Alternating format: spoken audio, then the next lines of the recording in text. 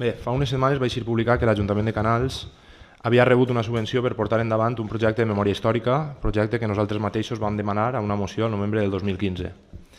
Per conèixer el projecte vam demanar la proposta concreta que el nostre Ajuntament va presentar. Aquesta proposta se'ns va passar per correu electrònic i el regidor de Patrimoni, Antoni Orea, ens va confirmar que era la que s'havia presentat a la Diputació com el projecte que anava a portar-se endavant. Doncs bé, llegint la proposta ens trobem amb la següent frase. Disfrutamos de un régimen de libertades imperfecto desde hace 26 años. Fem càlculs i els 26 anys no ens deixen per cap lloc, la qual cosa ens sembla estranya.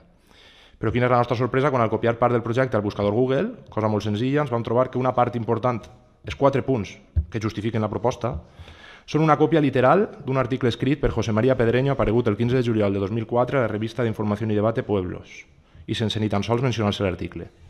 La veritat no sabem ni què dir, no ens pareix seriós ni ens pareix una irresponsabilitat.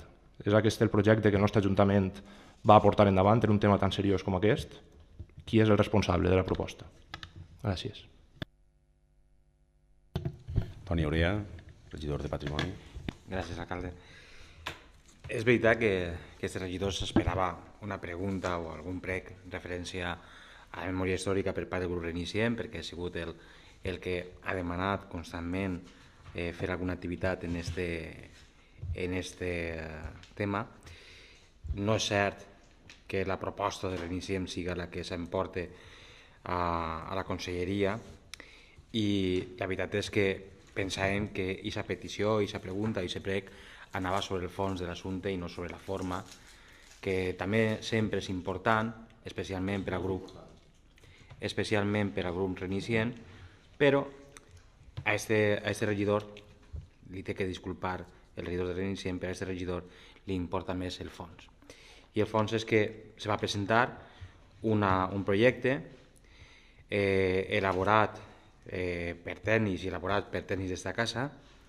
Este regidor, quan li va dir que era la proposta que s'havia passat a conselleria, era perquè evidentment li va donar les instruccions a la tècnica per a que li passara el mateix projecte que es va presentar en conselleria, i este regidor desconeix si José María Pedreño coincidís en algun punt sobre el que es va fer o no.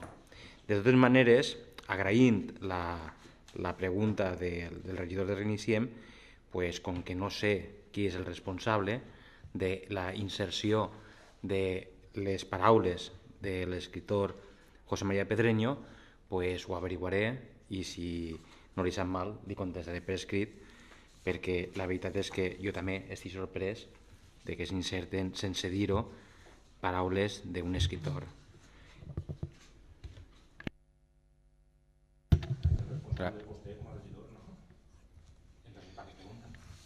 Bé, continuem. Anem a passar a les preguntes del